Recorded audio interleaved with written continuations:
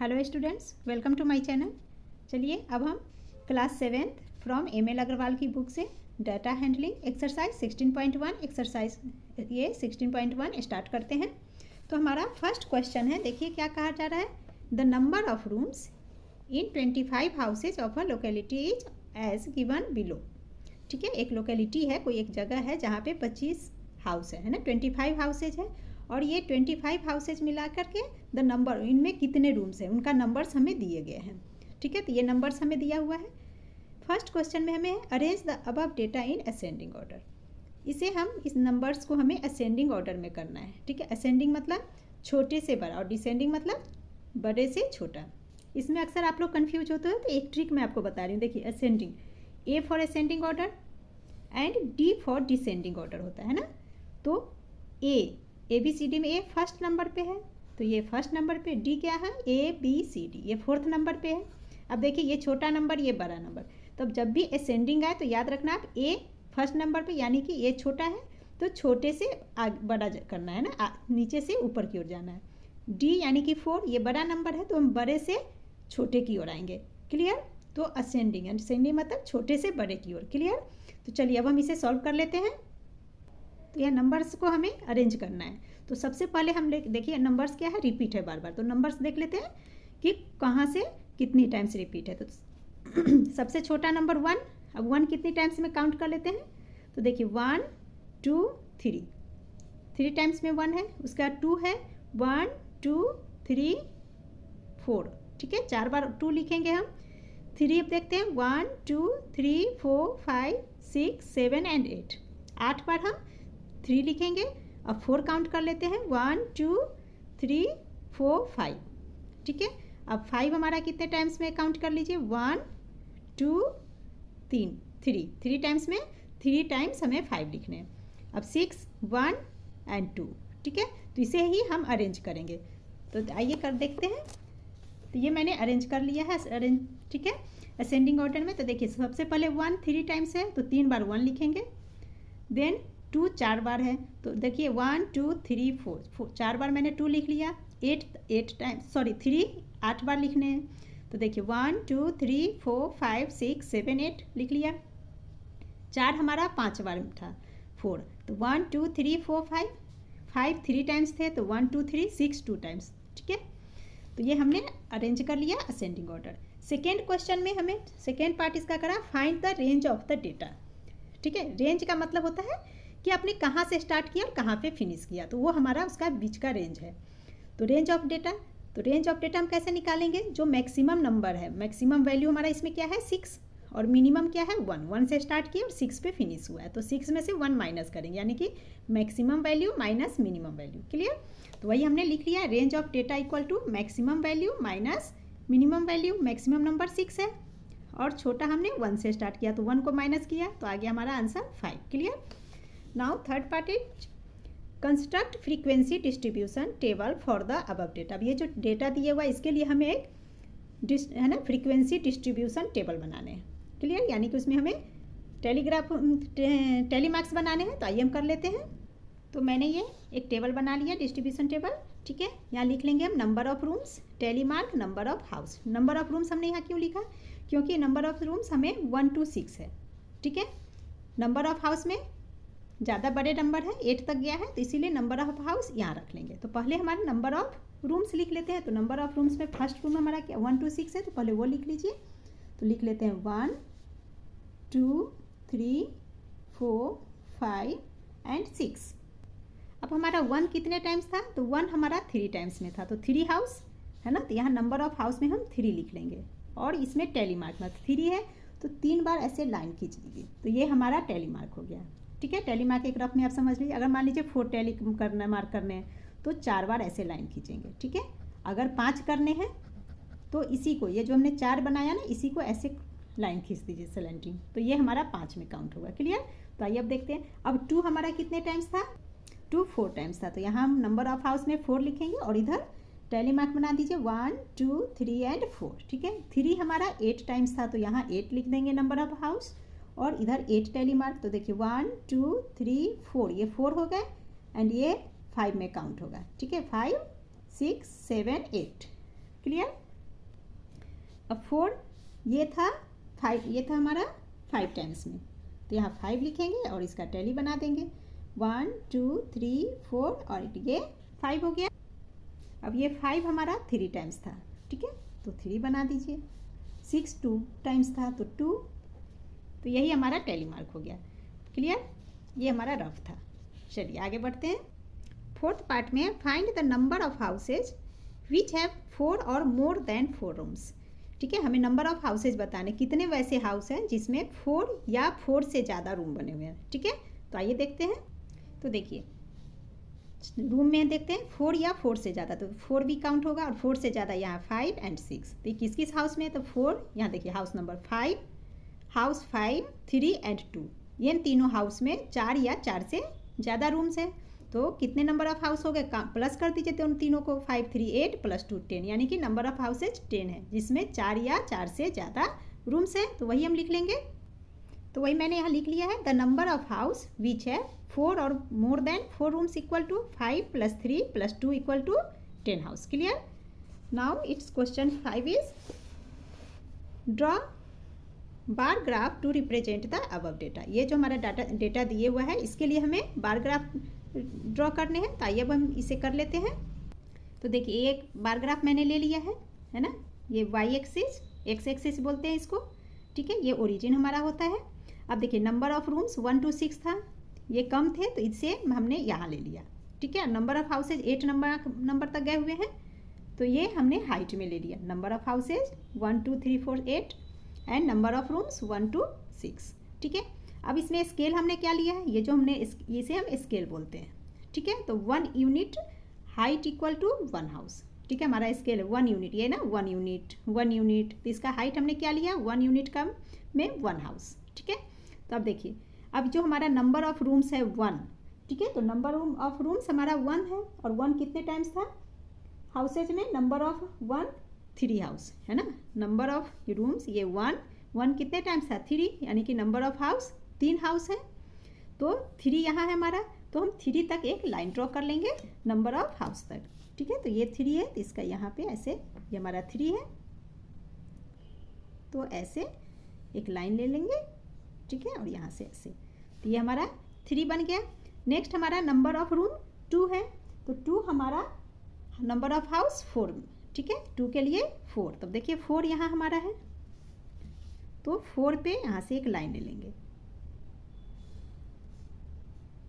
तो ये हमारा 4 हो गया। अब 3 का देखिए, अब देखिए 3 है नंबर ऑफ रूम, तो 3 के लिए हमें कहाँ तक जाना है 8 तक। ठीक है, पहले इसे हम समझ लेते हैं।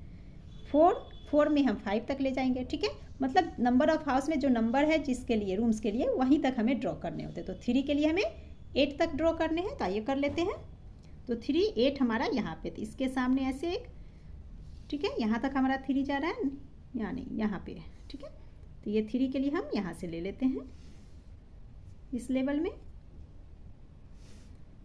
क्लियर, अब हमारा 4 है, तो 4 देखते हैं हम कहाँ तक जाएगा।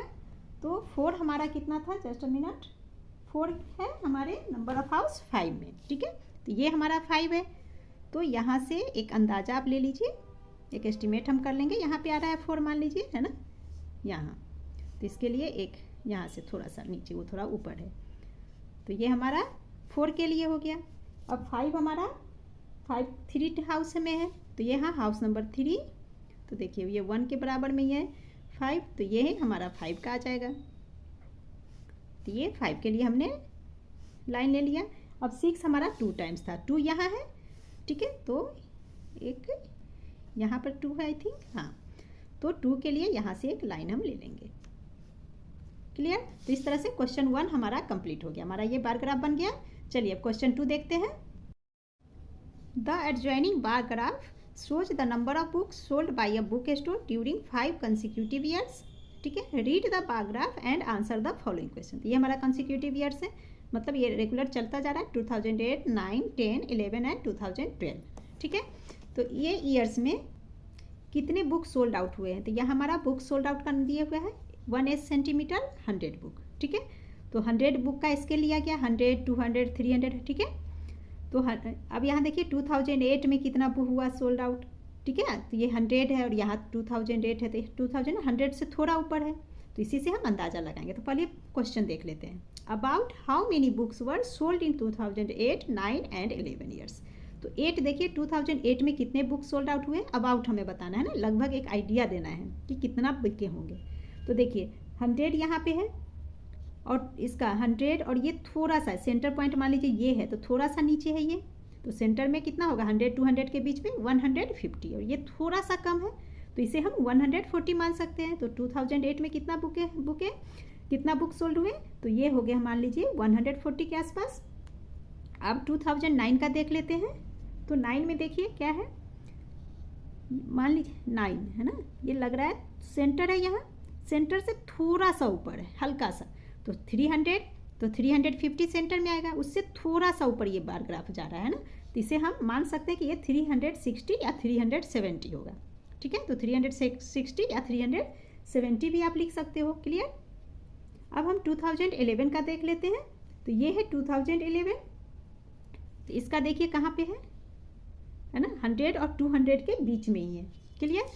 बट ये थोड़ा सा, ये है ना 2008, इससे थोड़ा सा बड़ा बार ग्राफ है, तो ये कहाँ जा रहा है हमारा, देखिए ऐसे सेंटर से थोड़ा ऊपर जा रहा है, तो इसे हम 170 या 180 कुछ भी लिख सकते हैं, ठीक है, तो हल्का सा सेंटर से ऊपर है, तो 170 या 180 कुछ भी लिख सकते हो आप, 170 और 180 कुछ भी दोनों में से हम लिख सकते हैं। तो ये फर्स्ट पार्ट का आंसर हो गया। सेकेंड देखते हैं। In which years were about 470 books and 225 books sold.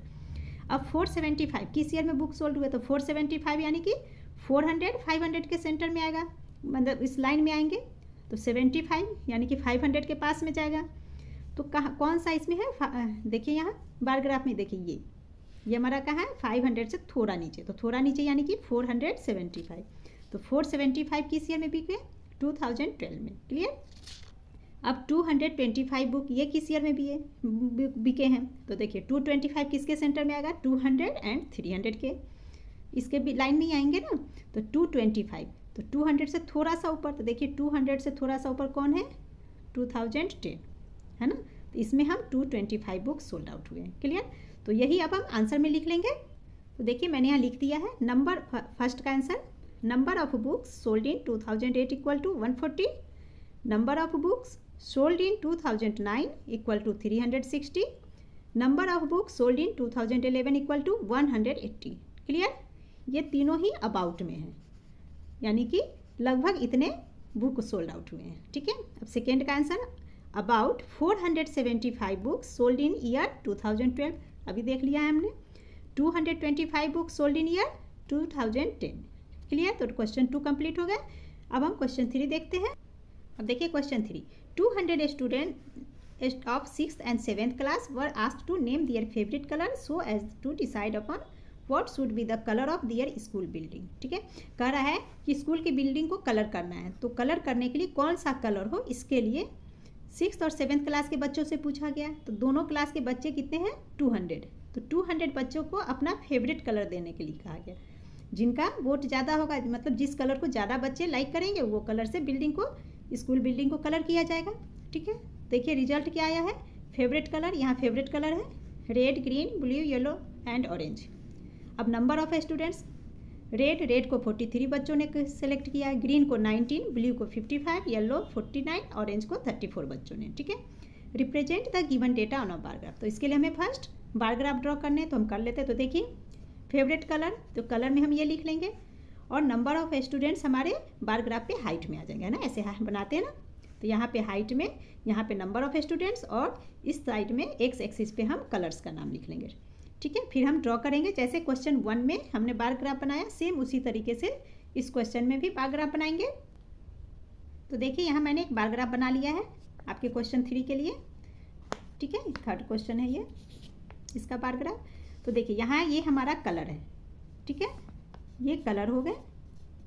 यहाँ नंबर ऑफ स्टूडेंट्स लिखेंगे, स्केल हमने लिया है 1 unit height equal to 10 students. ठीक है, तो 10 20 यानी कि 10 का गैप दो सब में है, तो 10 20 30 40 50 60 70। ठीक है। अब रेड कलर, तो रेड कलर में हमारा दे रहा है कि 43 बच्चे रेड कलर को लाइक कर रहे हैं, तो 43 यहाँ 40 है, तो 40 से थोड़ा सा ऊपर हम 43 लेंगे। तो देखिए ये 40 यहाँ आ रहा है, तो थोड़ा सा ऊपर हमने लिया 43। ठीक है, तो ये हमारा रेड कलर हो गया 43, तो इसमें लिख लीजिए 43, ठीक है 43 स्टूडेंट्स। अब ग्रीन कलर कितने लाइक कर रहे हैं? 19 स्टूडेंट्स। तो 10 या 20 से थोड़ा सा एक पॉइंट नीचे हमें 19 लेना है, तो हल्का सा नीचे हमने ये ले लिया है, ठीक है, और ऐसे लाइन ड्रॉ कर लिया हमने, ठीक है। तो ये 19 स्टूडेंट्स हैं, तो यहाँ 19 हमने लिख लिया। अब ब्लू कलर कितने हैं? तो ब्लू कलर में 55 बच्चे, तो 50 एंड 60 के सेंटर में 55, यानी इन दोनों के बीच में जो सेंटर पॉइंट होगा वो हमारा 55 होगा। तो ये हमने सेंटर पॉइंट है मान लीजिए, तो यहाँ से हमने ये ले लिया, ये देखिए, ठीक है। तो ये हमारा 55 स्टूडेंट्स लाइक कर रहे हैं ब्लू, तो यहाँ लिख लीजिए 55 स्टूडेंट्स, ठीक है। इससे समझने में आसानी होगी। अब येलो कलर कितने पसंद कर रहे हैं? 49, तो 49 यहाँ जाएगा थोड़ा सा एक पॉइंट नीचे, तो 50 से हल्का सा नीचे हमने 49 येलो ले लिया, तो इसमें लिख लेते हैं 49 स्टूडेंट्स। अब है हमारा ऑरेंज को 34 बच्चे पर लाइक करते हैं ना, 34, तो सेंटर से एक पॉइंट नीचे, बिल्कुल हल्का सा नीचे सेंटर से, तो सेंटर मान लीजिए ये है, इससे थोड़ा सा नीचे हमने यहाँ ऑरेंज ले लिया ना ऐसे, ठीक है। तो ये हमारा ऑरेंज आ गया 34, यहाँ लिख लेते हैं हम 34। तो ये क्वेश्चन हमारा कंप्लीट हो गया। अब इसी का आगे हम देखते हैं क्या क्वेश्चन है। पूछा जा रहा है which is the most preferred colour, है ना, सबसे ज़्यादा किस कलर को पसंद किया जा रहा है? तो सबसे ज़्यादा किस कलर को पसंद किया जा रहा है? देखिए 55 ब्लू में है, तो यहाँ हम ब्लू कलर लिख लेंगे, ठीक है। अगर यहाँ से देख के करिए, अगर बार ग्राफ से आपको देख के लिखना तो वहाँ से हम समझते हैं कैसे करेंगे। तो देखिए ये हमारा बार ग्राफ है, इसमें देखिए सबसे ज़्यादा किसे पसंद किया जा रहा है, तो सबसे ऊंचा है ना, ये सबसे बड़ा बार ग्राफ हमने ये बनाया, सबसे ऊंचा है ये, देखिए ये भी इससे नीचे है, तो सबसे ऊंचा ये है, तो ये कौन सा कलर है? ब्लू, तो इसका आंसर ब्लू हो गया। नेक्स्ट हमें पूछा जा रहा है कि सबसे कम, तो देखिए इसमें सबसे कम कौन सा बार ग्राफ हमारा है? ग्रीन का, तो ग्रीन सबसे कम है, ठीक है। यही इस क्वेश्चन में पूछा जा रहा है which is the list preferred colour, तो लिस्ट हम कलर में कर लिस्ट यानी कि कम, सबसे कम पसंद किया जा रहा है, तो वो ग्रीन है, तो हम लिख लेंगे ग्रीन कलर, ठीक है। Next question how many colours are there in all, कुछ भी नहीं है, तो कितने कलर्स है देयर आर? तो 5 कलर्स हैं, तो लिख लेंगे there are 5 colours in all. What are they, है ना, तो आंसर में क्या लिखेंगे? They are red, green, blue, yellow, orange, ठीक है, कोई प्रॉब्लम नहीं। आइए हम क्वेश्चन 4 देखते हैं।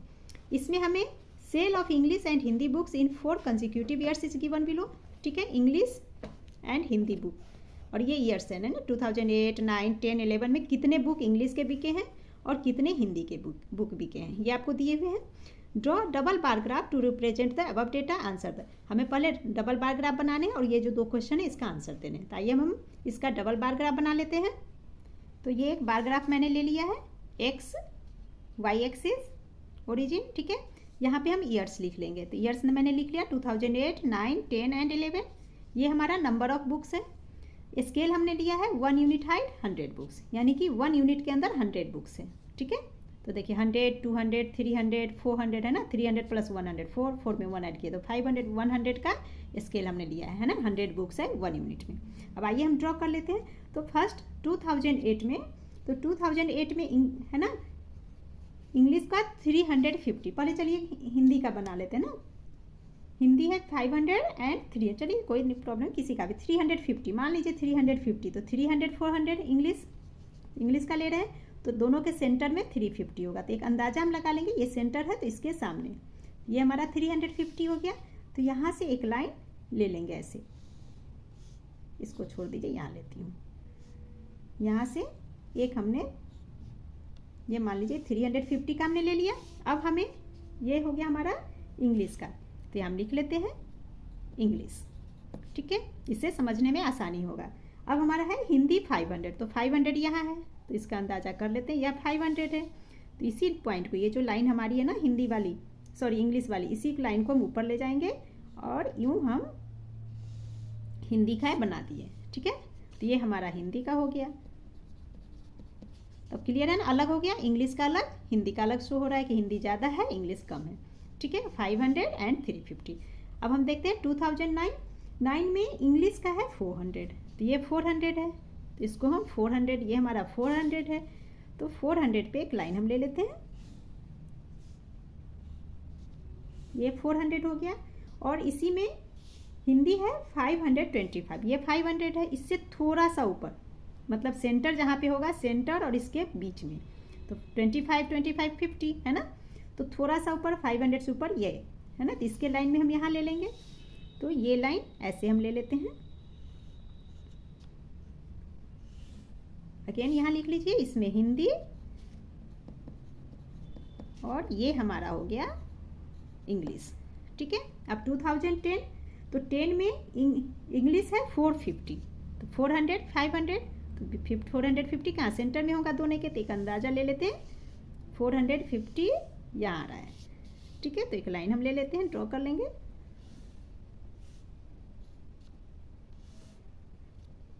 और हिंदी है 600, तो देखिए 600 यहाँ है, तो ये 600 का लाइन, तो यहाँ तक इसी लाइन को हम 600 पे पहले ले लेते हैं और ऐसे ये लाइन खींच दिया। यहाँ भी हम लिख लेंगे हिंदी और इसमें लिख लेते हैं इंग्लिश। क्लियर। अब 2011 इंग्लिश है 620, ये 600 हमारा है, इससे थोड़ा सा ऊपर है ना, तो ये देखिए 600 ये है, नहीं सॉरी 600 ना, ये थोड़ा सा ऐसे आएगा, ये 600 है। ठीक है, अब इससे थोड़ा सा ऊपर 20 आएगा, तो ये एक अंदाज़ा हम यहाँ ले लेते हैं, ये हो गया मान लीजिए 620। ठीक है, तो यहाँ से 620 एक लाइन हमने ले लिया, तो ये हमारा हो गया इंग्लिश का, ये हम लिख लेते हैं इंग्लिश। ठीक है, अब हिंदी हमारा 650, तो ये 20 है, तो इससे थोड़ा सा ऊपर हल्का सा ऊपर 50 आ जाएगा, तो ये हमने 50 का ले लिया। तो हमारा double paragraph complete. Double paragraph यानी कि डबल है ना, ये सिंगल था हमारा, जैसे क्वेश्चन 3 हमने बनाया तो सिंगल था, ये सिंगल पैराग्राफ हो गया। 1 में भी हमने सिंगल बनाया था। ठीक है, और ये हमारा डबल पैराग्राफ कहलाएगा। ठीक है, अब इससे रिलेटेड क्वेश्चन क्या पूछा जा रहा है वो देखते हैं। In which year was the difference in the sale of 2 language books list, है ना, सबसे कम डिफरेंस किस ईयर में है दोनों इंग्लिश और हिंदी बुक का डिफरेंस जो सोल हुए। तो देखिए सबसे कम का यहाँ देखिए इंग्लिश यहाँ तक, हिंदी इतना, देखने से लग रहा है कि ज़्यादा है, यहाँ भी ज़्यादा है, यहाँ भी। अब यहाँ देखिए इंग्लिश ये हो गया, ये अच्छा ये हमारा हिंदी है। ठीक है, अब देखिए दोनों में कम डिफरेंस है ना, इंग्लिश भी ज़्यादा बिकी है, हिंदी भी ज़्यादा, थोड़ा सा का डिफरेंस है। तो कौन सा ईयर है 2011। ठीक है, तो वही हम लिख लेंगे इसका आंसर में, तो हम लिख लेंगे इन ईयर। ठीक है, 2011। ठीक है, 2011 वॉज द डिफरेंस। ठीक है, वॉज द डिफरेंस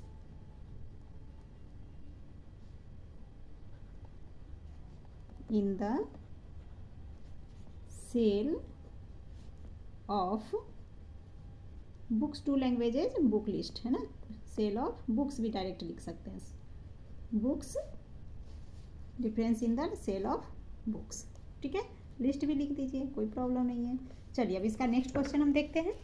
क्वेश्चन 2 इसका कह रहा है, can you say that the demand of English book rose faster, justify your answer. अब कह रहा है कि क्या इंग्लिश की बुक है ना डिमांड में ज़्यादा है, मतलब इंग्लिश बुक की डिमांड ज़्यादा है, रोज फास्टर मतलब ज़्यादा बिक रही है। जस्टिफाई योर आंसर, कैसे उसको अब जस्टिफाई करना है। तो देखिए क्लियर है, इंग्लिश की बुक देखिए 350, 400, 450, 620 बढ़ रहा है। हिंदी की बुक 500, 525, 600, 650। ठीक है, तो कौन सा ज़्यादा हमारा बढ़ा, ये 350 से स्टार्ट हुआ है 620 तक गया। हिंदी की बुक 500 से स्टार्ट हुआ है 650 तक ही गए हैं। ठीक है, तो आइए और समझते हैं। देखिए बार ग्राफ में भी इंग्लिश की बुक यहाँ है, कितना है कम पे है, फिर थोड़ा सा बढ़ा बढ़ा पूरा से बढ़ के यहाँ तक आ गया है। ठीक है, मतलब नीचे से ऊपर की ओर जा रहा है इंग्लिश की बुक, डिमांड ज़्यादा हो रही है। हिंदी की बुक देखिए ये ऊपर में ही था, तो ऊपर में ही था और थोड़ा सा बढ़ा है हल्का सा, है ना। तो सही है कि इंग्लिश की बुक की डिमांड ज़्यादा हो रही है कि काफ़ी नीचे डिमांड है, था पहले बहुत कम था, धीरे धीरे बढ़ते हुए काफ़ी ऊपर पहुंच गया है। ठीक है, तो यानी कि इंग्लिश की बुक ज़्यादा है, तो कितना ज़्यादा डिमांड इसका है वो हम लिख लेंगे अपने जस्टिफाई करने के लिए आंसर को। तो आइए अब हम लिख लेते हैं, तो हम लिखेंगे यस। ठीक है, yes increase in sale of English books कितना से कितना पर हो गया है, तो ये हमारा हो गया 620 पे पहुंचा अभी, और 350 से स्टार्ट हुआ था, तो 620 में से 350 को हम माइनस कर देंगे, तो ये हमारा हो जाएगा, जब हम माइनस करेंगे 620 माइनस 350, तो ये हो गया हमारा 170, है ना। तो लिख लेते हैं equal to 170 and increase in sale of Hindi books. तो हिंदी बुक्स कितने से शुरू हुआ था, 500 से, और लास्ट हुआ है 650, तो 650 माइनस 500, तो ये हमारा माइनस करेंगे तो इक्वल टू 150। तो देखिए इंक्रीज हो गया, हिंदी का 150 हुआ है और इंग्लिश का कितना हो गया, 170 पे पहुंच गया। तो सही है, 170 इंग्लिश की डिमांड ज़्यादा है, तो यही हमारा आंसर हो गया। ठीक है, now question 5 is consider the following data collected from a survey of a colony. एक कॉलोनी का सर्वे किया गया जिसमें से ये डेटा निकल के आया। क्या है डेटा, देखिए favourite sport cricket, basketball, swimming, hockey, athletics. ठीक है, अब वॉचिंग, तो ये जो स्पोर्ट्स हैं, ये जो स्पोर्ट हैं, है ना, तो उसको वॉचिंग कितने लोग करते हैं वो हमें दिए हुए हैं, है ना, एंड पार्टिसिपेटिंग, और कितने पार्टिसिपेट करते हैं। जैसे क्रिकेट में तो देखिए 1240 लोग देखना पसंद करते हैं। ठीक है, और खेल कितने रहे, 620, 470 बास्केटबॉल देखना पसंद कर रहे हैं और 320, है ना, पर्सन खेल रहे हैं। तो इस अब आगे देखते हैं, इसी तरह से इसमें है draw double bar graph choosing an appropriate scale. ठीक है, एक डबल बार ग्राफ बनाने हैं और एक स्केल हमें चूज करने। तो देखिए स्केल हम कैसे चूज करेंगे, तो इसमें हमारा दे रहा है, यहाँ देखिए 1240, ये तो सबसे बिगेस्ट है। अब स्मॉलेस्ट नंबर 110, 110, 250, 320, 320, 620, है ना, 250। तो चलिए इसका हम स्केल ले लेते हैं 200 से स्टार्ट, है ना, 110, तो 200 से स्टार्ट करते हैं, क्योंकि अगर हम 100 का स्केल लेंगे तो काफ़ी लंबा लेंथ जाएगा, है ना, हाइट काफ़ी ऊंचा जाएगा, क्योंकि 1200 तक जाना है। तो 200 का लेंगे तो थोड़ा से कम स्पेस में ही हमारा ये कंप्लीट हो जाएगा। तो 200 का स्केल मैं यहाँ ले रही हूँ। तो देखिए ये बार ग्राफ मैंने ले लिया, वाई एक्सिस, एक्स एक्सिस। ठीक है, ये हमने लिख लिया, मैंने लिख लिया नंबर ऑफ पर्सन इधर, और स्पोर्ट्स हमारा इधर है। ठीक है, स्पोर्ट्स में cricket, basketball, swimming, hockey, athletics, ये हमने लिख लिया, स्विमिंग। ठीक है, अब आइए अब हम इसका बार ग्राफ ड्रॉ कर लेते हैं। 1 यूनिट हाइट कितना मैंने लिया है, 200%। ठीक है, 200, 400, है ना, 200 के अनुसार लिया हमने। चलिए तो सबसे पहले हमारा क्रिकेट का देख लेते हैं कि वॉचिंग में कितने हैं एंड पार्टिसिपेटिंग में कितने हैं। ठीक है, तो वॉचिंग हमारा है 1240, तो 1200 यहाँ है। ठीक है, 1240, तो 1240 हमारा क्या जाएगा, सेंटर में हमारा यहाँ 1200, 1300, 1400, तो सेंटर में इन दोनों के बीच में 1300 आ रहा है और 1240 हमें लेना है। तो मान लीजिए ये हमारा सेंटर में, ये हमारा 1300 है। ठीक है, तो 1300 है तो 1240 कहाँ जाएगा, इसकी ये सेंटर और इस सेंटर के सेंटर से थोड़ा नीचे। तो मान लीजिए ये पॉइंट जो हमारा और ये पॉइंट, इन दोनों का सेंटर ये है, तो इससे हल्का सा नीचे हमारा 1240 आएगा। तो वही हम यहाँ ड्रॉ कर लेंगे। ठीक है, ये लाइन मैंने आपको समझाने के लिए दिया है, आप ये सेंटर में इस तरह से नहीं देना। क्लियर, तो हल्का सा ऊपर हम ले लेते हैं 1240, मान लीजिए यहाँ से ले लेते हैं ना, यहाँ पे 1240 आ रहा है। तो एक हम लाइन ड्रॉ कर लेते हैं सबसे पहले। तो ये हमारा हो गया वॉचिंग के लिए, तो इसमें हम लिख लेंगे वॉचिंग। क्लियर, अगर आप 2 कलर्स में कर, मान लो रेड ब्लू कर रहे हो तो यहाँ पे रेड बॉक्स बनाकर वॉचिंग लिख देना। अगर ब्लू से आप पार्टिसिपेटिंग कर रहे हो तो ब्लू कलर से बॉक्स बनाकर छोटा सा आप पार्टिसिपेटिंग लिख देना। ठीक है, क्लियर हो जाएंगे। मैं यहाँ सिंगल कलर से कर रही हूँ, सिर्फ पेंसिल से एक साथ कर रही हूँ, तो इसलिए बीच में लिखना जरूरी है। ठीक है, तो ये हमारा वॉचिंग हो गया। अब पार्टिसिपेटिंग क्रिकेट का 620 है, तो ये हमारा 600 और थोड़ा सा ऊपर 20, तो ये देखिए यहाँ 600 और हल्का सा ऊपर, तो ये 600 का आ गया, तो इससे यहाँ ये हमारा 620 जाएगा। तो इसके सामने ये है। ठीक है, तो यहाँ से 620 ये मैंने ले लिया। ठीक है, तो ये हमारा पार्टिसिपेटिंग है।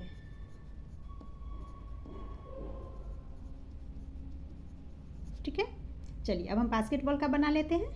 बास्केटबॉल में वॉचिंग 470, तो ये 400 है। ठीक है, और 470 यानी कि 500 से थोड़ा सा नीचे, तो 500 सेंटर में आएगा, उससे थोड़ा यानी कि सेंटर से हल्का नीचे। तो मान लीजिए यहाँ पे हमारा 470 है, तो ये मैं 470 का ले लेती हूँ। ठीक है, ये हमारा वॉचिंग है, W है ना, वॉचिंग हो गया। अब इसका पार्टिसिपेटिंग 320 है, तो 300 200 यहाँ है, 300 सेंटर में आ जाएगा, तो सेंटर से हल्का सा ऊपर, तो ये मान लीजिए 320 है, तो यहाँ पे 320 हम ले लेते हैं, ठीक है, 320, तो इसका नाम पार्टिसिपेटिंग शॉर्ट में मैंने लिख दिया। अब हमारा स्विमिंग, तो स्विमिंग में वॉचिंग आपका दे रखा है 510, तो 600 400 दोनों के सेंटर में 500 से हल्का सा ऊपर 510, तो इस सेंटर इन दोनों का कहाँ होगा, ये मान लीजिए सेंटर है, तो थोड़ा सा एकदम हल्का सा, तो ये हमारा हो जाएगा यहाँ पे, ठीक है, 510 है ना, 470 से हल्का सा ऊपर, तो 510, तो ये हमारा हो गया। अगेन इसमें हम लिख लेते हैं, टेढ़ा हो गया लाइन, ठीक है, ये हमारा वॉचिंग हो गया। ओके, अब इसमें है क्या है, ये स्विमिंग में है पार्टिसिपेटिंग 320, तो 300 सेंटर में आ जाएगा और इससे हल्का सा ऊपर है ना, 320 इसके बराबर पार्टिसिपेटिंग। बास्केटबॉल और स्विमिंग का पार्टिसिपेटिंग सेम है, तो 320 ये हमारा 320, ठीक है, तो ये हमारा पार्टिसिपेटिंग यहाँ पे शॉर्ट में लिख लेंगे, ठीक है। अब हम एथलेटिक्स का देख लेते हैं, तो एथलेटिक्स में नंबर ऑफ पर्सन आपका दे रखा है, सॉरी वॉचिंग है 250, तो 200 और 50 थोड़ा सा ऊपर जाएगा है ना, क्योंकि 300 यहाँ है दोनों के बीच में, तो हल्का सा ऊपर हम ले लेते हैं 250, ये आ गया आपका, ये हमारा कितना था 320 और 250 इसके आसपास है ना, एक देख लीजिए अंदाज़ा करके यहाँ, ये है ना, तो यहाँ से हम ले लेते हैं 250, मान लीजिए ये हमारा 250 है, W लिख देती हूँ, W फॉर वॉचिंग, ठीक है। अब इसमें हम देख लेते हैं पार्टिसिपेटिंग 110, ये तो और कम है हमारा है ना, तो देखिए ये 200 और 110 यहाँ से स्टार्ट हमने किया है ना, यहाँ पे मान लीजिए 110, तो 110 हमारा यहाँ पे हो जाएगा, ये हो जाएगा हमारा, देखिए एक बार समझिए, देखिए ये ओरिजिन है, ठीक है, तो ओरिजिन और यहाँ 200 है, तो इन दोनों के सेंटर में 100, तो ये 100 है, तो हल्का सा ऊपर 110 है ना, तो हल्का सा ऊपर यानी कि 200 से थोड़ा सा ये, तो ये हमारा मान लीजिए 110 आ गया, तो ये हमारा पार्टिसिपेटिंग हो गया, ठीक है।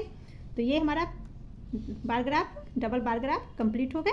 अब आइए इससे रिलेटेड क्या क्वेश्चन है वो हम देख लेते हैं।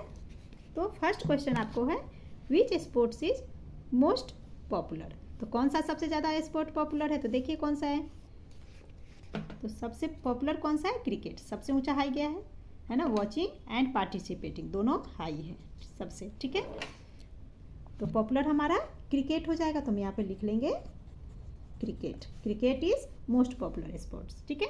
नेक्स्ट है, which is more preferred, watching और पार्टिसिपेटिंग इन स्पोर्ट, मैंने स्पोर्ट्स में, इस गेम में ज़्यादा किसे लोग प्रीफर करते हैं, देखना पसंद करते हैं या खेलना पसंद करते हैं, तो देखिए वॉचिंग में देखिए 1240 और पार्टिसिपेटिंग से ज़्यादा है, बास्केटबॉल में भी ये पार्टिसिपेटिंग 320, ये 470, 320 510, 250 है ना, वॉचिंग 430, 110 पार्टिसिपेटिंग एंड वॉचिंग में 250, यानी हर जगह हर गेम में वॉचिंग ज़्यादा है, तो हम वही लिखेंगे, वॉचिंग इज मोर प्रीफर्ड, ठीक है, तो यहाँ लिख लेते हैं